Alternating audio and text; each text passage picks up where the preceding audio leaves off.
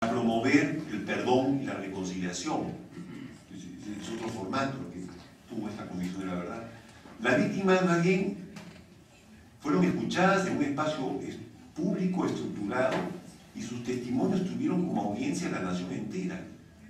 Y en estas audiencias escuchamos nosotros, la nación escuchó el testimonio de muchos campesinos, de muchos chánicas, y de muchos policías también que habían padecido la violencia política, ¿no? El acto de la escucha se desarrolló en un ambiente ceremonial que proporcionó el encuadre necesario para que las víctimas expresen el dolor vivido y la audiencia escuche con la atención y el respeto debido.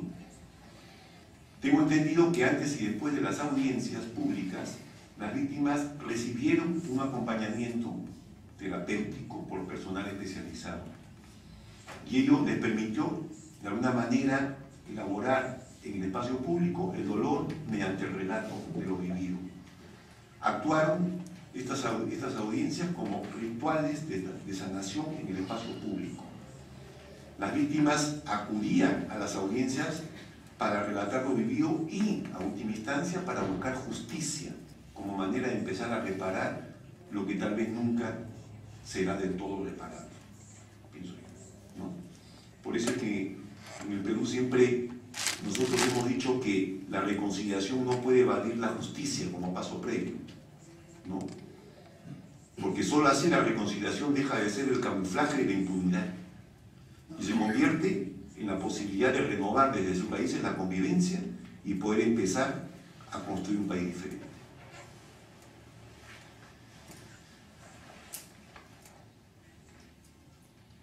Sabemos que las identidades nacionales son causa pero también consecuencia de las políticas.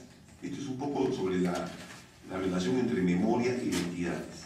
Sabemos que las identidades nacionales son causa pero también consecuencia de las políticas asimilacionistas que implementan los estados nacionales modernos. Esto se refleja de manera relevante en las políticas educativas que no cesan de promover la unificación cultural y lingüística a costa de socavar las identidades culturales locales y de condenar el uso de las lenguas originarias a espacios cada vez más restringidos. La construcción de una paz social estable basada en la justicia cultural y la justicia social pasa necesariamente por el cuestionamiento de estas políticas de identidad nacional que generan homogeneidad en lugar de equidad, bueno, hasta cierto punto homogeneidad, y que son incapaces de acoger la diversidad y aprender de ella. La transformación de estas identidades homogeneizantes pasa necesariamente por la implementación de políticas interculturales que sustituyan estos intentos de homogeneización cultural y permitan más bien de construir la discriminación y el racismo que nos separan para generar espacios de reconocimiento y de interaprendizaje entre los peruanos. Esta reconstrucción liberadora de las narrativas identitarias pasa necesariamente por la recuperación de las memorias locales, de las memorias colectivas, de las nacionalidades excluidas de la vida pública. Las políticas asimilacionistas de los estados nacionales decimonónicos se basaban, entre otras cosas, en dos pilares. Primero, la unificación lingüística del Estado Nacional en base a la lengua de la cultura hegemónica y a la reclusión de las lenguas locales en el espacio privado y de las culturas también. Y segundo, se basaban en la elaboración y transmisión de un relato histórico homogéneo basado en un mito fundador. Y sobre esto quiero expresar algunas apreciaciones, sobre todo sobre el segundo punto. Me voy a referir más al segundo punto que al primero, ¿no? O sea, he hablado de dos. Cómo la formación del Estado-Nación implicaba una política de construcción nacional que consistía en la unificación lingüística, borrando la diversidad lingüística. Yo creo que es importante la unificación lingüística, no soy un partidario del plurilingüismo, ¿no? Yo soy partidario más bien de un bilingüismo aditivo antes que de un monolingüismo sustractivo. Eso lo expreso así en esa parte, ¿no? Pero lamentablemente en las políticas lingüísticas que también existen en nuestro país son más bien de un monolingüismo sustractivo, es decir, las personas se trata de que se castellanicen, ¿no? A pesar de que ahorita tenemos una política de lenguas excepcional, que falta reglamentaria, aplicarla, nada más, ¿no? Lo cual yo creo que es bastante, pero en fin, ahí está. Pero en relación a la historia, las visiones unitarias de la historia de los estados nacionales constituyen las denominadas historias oficiales. Cada estado-nación, ¿no?, elabora una historia oficial y la expande a través de la educación pública, a través de los textos escolares. De esta manera se logra que las historias oficiales se hagan mentalidad, se hagan sentido común, presuponen una relación vertical, en este caso, entre el saber oficial y la sabiduría de los pueblos, porque no se toma en cuenta en la reconstrucción de esa memoria, de esa historia, las memorias locales, las memorias de la gente. Las historias oficiales, por eso, suelen ser historias ideológicas, narradas con criterios selectivos e interpretativos específicos que estructuran el sentido del relato común. Así, por ejemplo, según el relato oficial, tenemos que proceder de un origen común para generar un sentimiento colectivo de pertenencia primaria, más allá de las diferencias, y por ello se crea el mito fundador. En nuestro caso, pues, es el mito de que todos venimos del lado Titicaca, de Macocapa, de Mamahoyo, y eso, los textos escolares, ¿no?, insisten en todo lado, ¿no? Es la misma historia la que se cuenta desde los niños huitotos que están en la frontera con Colombia, que también ellos terminan repitiendo que ellos vienen del lago Titicaca y de Macocapa y Mamahoyo, hasta los niños limeños que posiblemente... ¿Qué cosa es eso? Bueno, es una comunidad imaginada, es un mito imaginado, pero que termina convirtiéndose como si fuera algo real y en lo que nos significa a los unos a los otros, porque tenemos un origen común. ¿Se dan cuenta?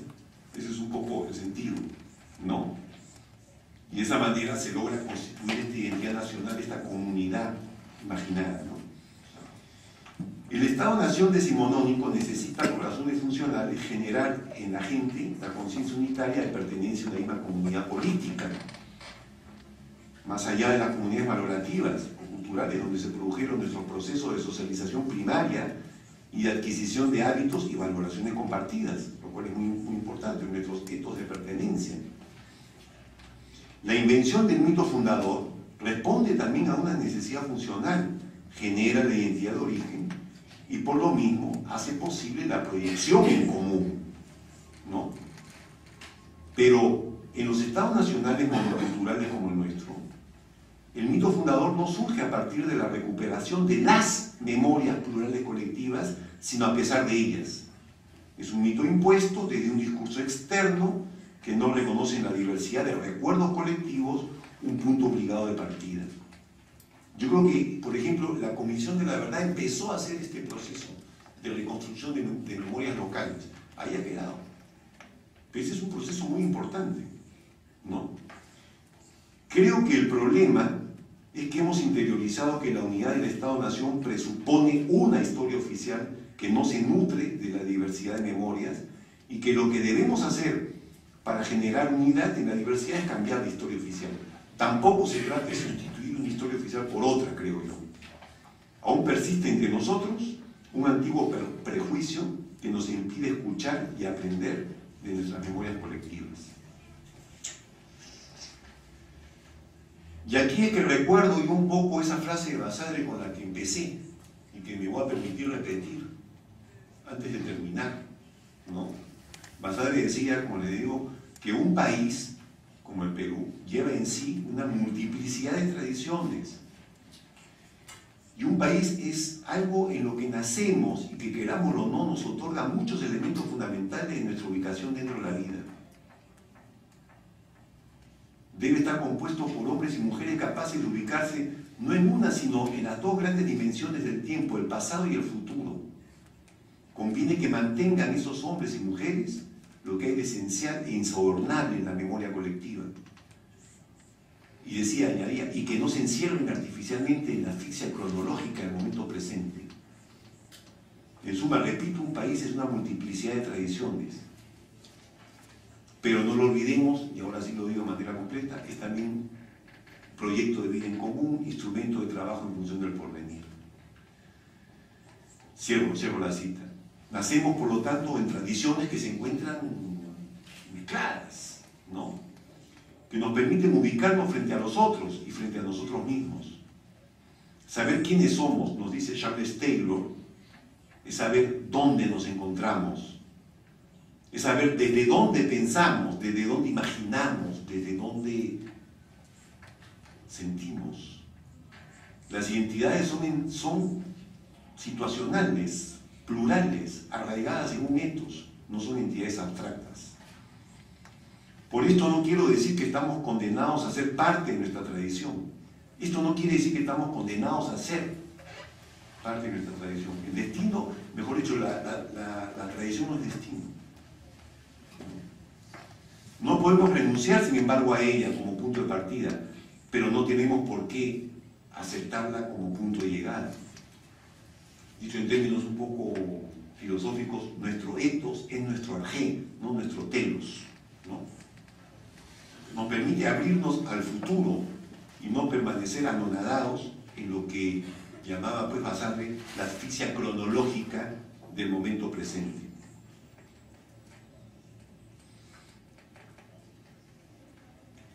Pero, ¿qué hay en lo que decía Basadre?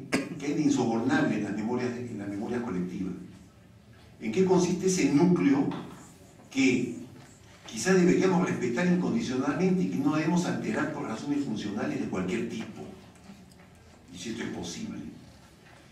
Creo que el llamado de Basadre a la recuperación de nuestras memorias colectivas es un imperativo ético en base al cual podremos construirnos por fin una identidad que no sea definida por sus ausencias y sus carencias de ser. Esto porque Augusto Salazar Bondi, que escribió mucho sobre el tema de la identidad del Perú, de los peruanos, etc., decía que los peruanos siempre nos identificamos por aquello de lo que carecemos. Y eso era lo que nos llevaba a nosotros muchas veces a colocar lo ajeno como un punto siempre de referencia. Es como si hubiera pues un vaciamiento de ser, ¿no? Con el que nos identificamos. Si la identidad nacional es una identidad descentrada, que mira hacia afuera, desde ningún centro, por eso me permito decir eso, es porque no hemos sabido realizarla en nuestros ethos y en nuestras memorias colectivas. Tal vez siguiendo un poco esos mensajes que nos dejó la Comisión de la Verdad, quizás deberíamos aprender a fundar nuestra narrativa en esta multiplicidad de tradiciones que somos, en las que hemos nacido, porque querámoslo o no, nos otorga muchos elementos fundamentales de nuestra ubicación dentro de la vida, ¿no? Y si queremos ser proyecto de vida en común, como lo anunciaba el texto de Basadre, tenemos que construir nuestro pasado desde la multiplicidad de nuestras memorias colectivas. Ser unidad en la multiplicidad no es una esencia ontológica, ser unidad en la multiplicidad es un proyecto político. La multiplicidad es el punto de partida y posiblemente la unidad en la diversidad es un proceso, o no es nada. Finalmente quisiera decir que refundar la convivencia desde la diversidad que somos nos obliga a dejar de pensar el pacto social desde ninguna parte y empezar a gestarlo desde lo que hay de esencial e insobornable en nuestras memorias colectivas. Y quizás antes de pretender contar una nueva historia oficial, ¿no? Creo que es momento de aprender a escuchar las memorias colectivas para, desde allí, reconstruir un pasado que no sea una externalidad impuesta, sino un relato de reconocimiento mutuo. Un relato que nos permita vernos desde la mirada de los otros, entendernos desde sus relatos para recrear los nuestros. Eso pues no es una historia nueva sobre la otra, es una operación distinta, un proceso distinto. Antes, por lo tanto, de pretender una nueva historia oficial o de repetir la que ya tenemos. Creo que tenemos que empezar por aprender a vivir simultáneamente en los relatos de los otros, dejarnos incorporar en ellos, escuchar sus recuerdos, entender sus sueños. Y este es, creo yo, un nuevo punto de partida. Muchas gracias.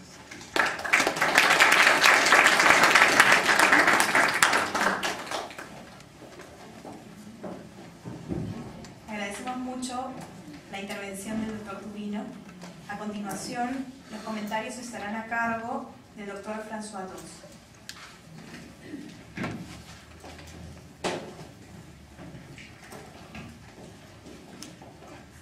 Bien. J'étais très heureux de vous entendre et j'avoue que j'aimerais que dans notre pays, la France, nous soyons plus nombreux, comme vous, à prendre comme ressource de la réflexion sur la mémoire et la manière dont elle fonctionne, ce maître ouvrage qu'a amené Christian Delacroix, et dont on parlera tout à l'heure, qui est La mémoire, l'histoire de Paul Ricoeur. Et vous avez en effet, ce qui est trop peu fait en France, pris vraiment l'œuvre de Ricoeur et sur ce plan et son intervention comme philosophe, qui est une intervention citoyenne, c'est ce qu'il dit dès la page 1 de son livre, cette troublante inquiétude devant le trop-plein de mémoire ou le trop-plein d'oubli, et des questionnements qui sont les siens en tant que philosophe, et qui nous éclairent sur la manière effectivement dont fonctionne la mémoire collective dans l'espace public. On retrouve en effet beaucoup d'éléments par rapport à ce que vous avez dit qui ont été développés par Paul Ricoeur. Vous avez parlé de mythes fondateurs. Et c'est tout à fait essentiel. Ces mythes fondateurs, Ricoeur nous montre qu'ils sont construits à partir d'identités narratives et d'une sédimentation dans le temps autour de cette identité narrative. Et que ces identités narratives, elles sont à ce point identitaires qu'elles vont se cristalliser comme mythes fondateurs, comme identité collective, par-delà ce qui s'est passé sur le plan de la factualité. Paul Ricoeur, d'ailleurs, cite dans Temps et Récit le fameux épisode, mais qui est identitaire pour les Nord-Américains, du Mayflower. Voilà un exemple d'un événement qui a été stratifié, sédimenté, célébré chaque année, et qui célèbre une identité collective, ce que Paul Ricoeur appelle l'événement sursignifié, ou l'événement sursignifiant. Ce qui déplace d'ailleurs par là notre regard historien, parce que on ne se pose plus la question de savoir seulement ce qui s'est passé, et à la limite, peu importe ce qui s'est passé sur le Mayflower, combien ils étaient, ce qui compte, c'est bien sûr l'après, comment il fait trace, et comment effectivement un peuple va se reconnaître dans un événement, et où il y aura une cristallisation au sens stendhalien du sens. Nous retrouvons dans notre paysage national, la France, un même clivage identitaire autour du mythe fondateur. Malgré l'unité qui est la nôtre en France, et qui a été construite pour imposer ne serait-ce que notre langue. Vous avez posé le problème de la langue, mais cela me fait penser à un ouvrage de Michel de Certeau, Jacques Revel et Dominique Julliat qui s'appelle « La politique de la langue ». Nous avons effectivement, dans l'après-révolution française, chassé, rapport de l'abbé Grégoire, tous les patois pour imposer une langue nationale, une homogénéité. Mais l'unité mythique de notre mythe fondateur est aussi très clivé, et il a été l'objet dans le passé d'enjeux, de controverses historiographiques, de combats mémoriels et historiques entre les tenants de la thèse selon laquelle la France serait le résultat, la résultante estas audiencias como rituales de sanación en el espacio público. Las víctimas acudían a las audiencias para relatar lo vivido y, a última instancia, para buscar justicia como manera de empezar a reparar lo que tal vez nunca será del todo reparado, pienso yo, ¿no? Por eso es que en el Perú siempre nosotros hemos dicho que la reconciliación no puede evadir la justicia como paso previo, ¿no? Porque solo así la reconciliación deja de ser el camuflaje. El acto de la escucha se desarrolló en un ambiente ceremonial que proporcionó el encuadre necesario para que las víctimas expresen el dolor vivido y la audiencia escuche con la atención y el respeto debido. Tengo entendido que antes y después de las audiencias públicas, las víctimas recibieron un acompañamiento terapéutico por personal especializado. Y ello les permitió, de alguna manera, elaborar en el espacio público el dolor mediante el relato de lo vivido. Actuaron ya los estados nacionales modernos. Esto se refleja de manera relevante en las políticas educativas que no cesan de promover la unificación cultural y lingüística a costa de socavar las identidades culturales locales y de condenar el uso de las lenguas originarias a espacios cada vez más restringidos. La construcción de una paz social estable basada en la justicia cultural y la justicia social pasa a necesitar la impunidad y se convierte en la posibilidad de renovar desde sus países la convivencia y poder empezar a construir un país diferente.